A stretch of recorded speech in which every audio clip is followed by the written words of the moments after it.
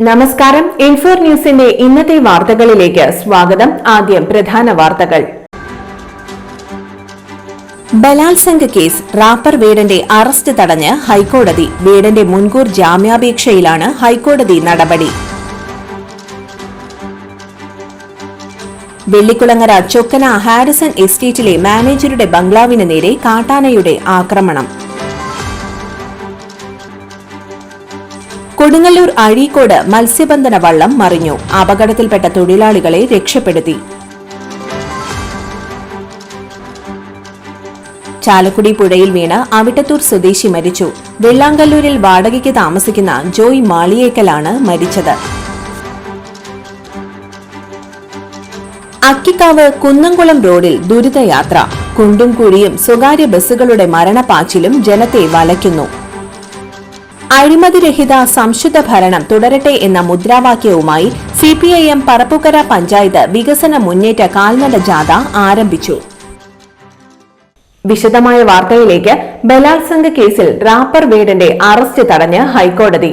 വേടന്റെ മുൻകൂർ ജാമ്യാപേക്ഷയിലാണ് ഹൈക്കോടതി നടപടി.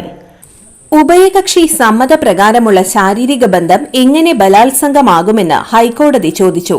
വേടന്റെ മുൻകൂർ ജാമ്യാപേക്ഷയെ എതിർത്ത പരാതിക്കാരിയോടായിരുന്നു ഹൈക്കോടതിയുടെ ചോദ്യം. ബന്ധത്തിൽ വിള്ളലുണ്ടാകുമ്പോഴൊക്കെ ബലാത്സംഗമായി കണക്കാക്കാനാവില്ല. തെളിവുകൾ പരിഗണിച്ചു മാത്രമേ തീരുമാനമെടുക്കാനാവൂ.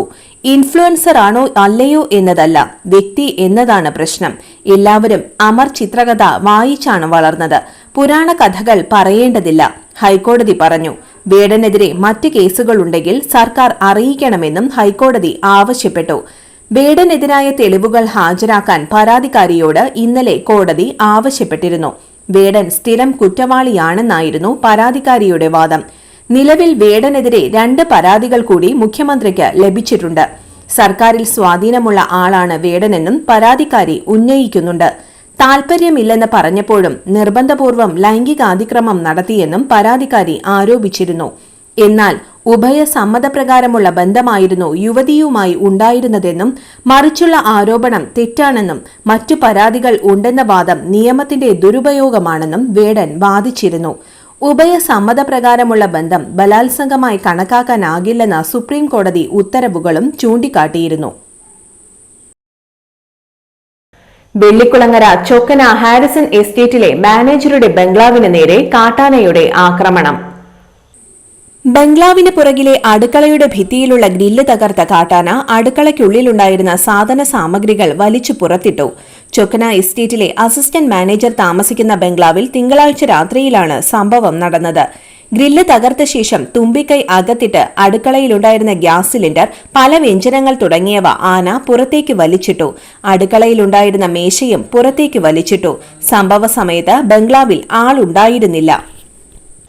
കൊടുങ്ങല്ലൂർ അഴീക്കോട് മത്സ്യബന്ധന വള്ളം മറിഞ്ഞു. അപകടത്തിൽപ്പെട്ട തൊഴിലാളികളെ രക്ഷപ്പെടുത്തി.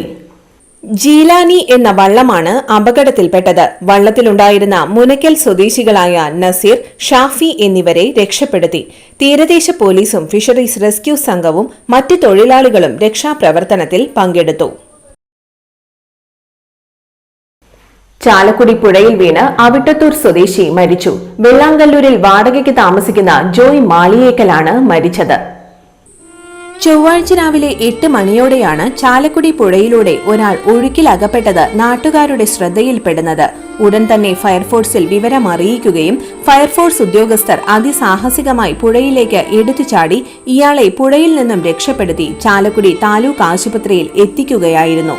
പുഴയിൽ നിന്ന് കയറ്റുമ്പോഴും ഇദ്ദേഹത്തിന് ജീവൻ ഉണ്ടായിരുന്നതായി നാട്ടുകാർ പറഞ്ഞു. പ്രാഥമിക ശുശ്രൂഷകൾ നൽകി ഇദ്ദേഹത്തെ ആശുപത്രിയിൽ എത്തിച്ചുവെങ്കിലും ജീവൻ രക്ഷിക്കാനായില്ല. ഭാര്യ ലിൻസി ചാലക്കുടിയിൽ തന്നെയാണ് ജോലി ചെയ്യുന്നത്. അക്കിക്കാവ് കുന്നംകുളം റോഡിൽ ദുരിതയാത്ര. കുണ്ടും കുഴിയും സ്വകാര്യ ബസ്സുകളുടെ മരണപ്പാച്ചിലും ജനത്തെ വലയ്ക്കുന്നു. സംസ്ഥാന പാതയിൽ പാറയമ്പാടത്ത് റോഡ് പണി ഇടയുന്നതാണ് ദുരിതത്തിന് കാരണം. അയ്യപ്പത്ത് റോഡ് മുതൽ പാറയമ്പാടം കുരിശുപള്ളി വരെയുള്ള ഭാഗത്താണ് റോഡ് നവീകരണം പൂർത്തിയാകാനുള്ളത്. കുണ്ടും കുഴിയും ചെളിയും നിറഞ്ഞ റോഡിലൂടെയുള്ള യാത്ര നാട്ടുകാർക്ക് ദുരിതമാവുകയാണ്. പല ഭാഗത്തും റോഡ് പണിയും സംരക്ഷണ ഭിത്തിയുടെ നിർമ്മാണവും നടക്കുന്നതുകൊണ്ട് ഗതാഗത തടസ്സവും രൂക്ഷം. പഴയ ശുദ്ധജല പദ്ധതിയുടെ പൈപ്പ് മാറ്റി പുതിയ പൈപ്പ് ഇടുന്ന ജോലികളും നടക്കുന്നുണ്ട്. കുണ്ടും കുഴിയും നിറഞ്ഞ റോഡിലൂടെ യാത്രയുടെ സമയനഷ്ടം മാറ്റാൻ സ്വകാര്യ ലിമിറ്റഡ് സ്റ്റോപ്പ് ബസ്സുകൾ അമിത വേഗതയിൽ സഞ്ചരിക്കുന്നത് പലപ്പോഴും അപകടങ്ങൾക്കും കാരണമാകുന്നുണ്ട്. റോഡ് നവീകരണം അതിവേഗം പൂർത്തിയാക്കാൻ നടപടി എടുക്കണമെന്നാണ് നാട്ടുകാരുടെ ആവശ്യം. അഴിമതിരഹിത സംശുദ്ധ ഭരണം തുടരട്ടെ എന്ന മുദ്രാവാക്യവുമായി CPIM പറപ്പുകര പഞ്ചായത്ത് കമ്മിറ്റി നടത്തുന്ന വികസന മുന്നേറ്റ കാൽനട ജാഥ ആരംഭിച്ചു. ജാഥയുടെ ഉദ്ഘാടനം മുളങ്ങ് സെന്ററിൽ വെച്ച് CPIM area secretary PK Sivaraman ഉദ്ഘാടനം ചെയ്തു. വിവിധ കേന്ദ്രങ്ങളിൽ ജാഥ captain EK Anoop, vice captain KK Ramakrishnan, manager TR Lalu, PD Nelson, Beena Surendran, KC Pradeep, A Rajeev, K Rajesh എന്നിവർ സംസാരിച്ചു. ആദ്യ ദിനത്തെ സമാപന യോഗം തൊട്ടിപ്പാൽ സെന്ററിൽ അഡ്വക്കേറ്റ് KR സുമേഷ് ഉദ്ഘാടനം ചെയ്തു.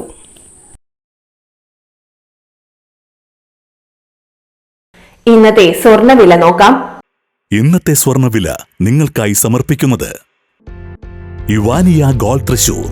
നിങ്ങളുടെ പഴയ സ്വർണ്ണാഭരണങ്ങൾ ഉയർന്ന വിലയ്ക്ക് എടുക്കപ്പെടും. ബാങ്ക്, ധനകാര്യ സ്ഥാപനങ്ങളിൽ പണയം വെച്ചതോ കൈവശം ഉള്ളതോ ഏതുമാകട്ടെ, നിങ്ങളുടെ സ്വർണ്ണാഭരണങ്ങൾ എടുത്തു വിൽക്കാൻ ഞങ്ങൾ സഹായിക്കുന്നു.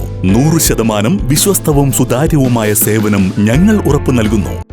ഇവാനിയ ഗോൾഡ് തൃശൂർ. സ്വർണ്ണവില 40 രൂപ കുറഞ്ഞു. ഗ്രാമിന് 9235 രൂപ, പവന് 73,880 രൂപ. ഇന്നത്തെ കാലാവസ്ഥ.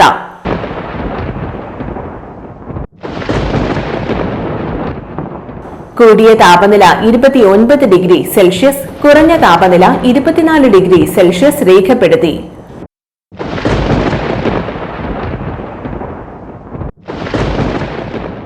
പ്രധാന വാർത്തകൾ ഒരിക്കൽ കൂടി. ബലാത്സംഗ കേസ് റാപ്പർ വേടന്റെ അറസ്റ്റ് തടഞ്ഞ് ഹൈക്കോടതി. വേടന്റെ മുൻകൂർ ജാമ്യാപേക്ഷയിലാണ് ഹൈക്കോടതി നടപടി. വെള്ളിക്കുളങ്ങര ചൊക്കന ഹാരിസൺ എസ്റ്റേറ്റിലെ മാനേജരുടെ ബംഗ്ലാവിന് നേരെ കാട്ടാനയുടെ ആക്രമണം. കൊടുങ്ങല്ലൂർ അഴീക്കോട് മത്സ്യബന്ധന വള്ളം മറിഞ്ഞു. അപകടത്തിൽപ്പെട്ട തൊഴിലാളികളെ രക്ഷപ്പെടുത്തി.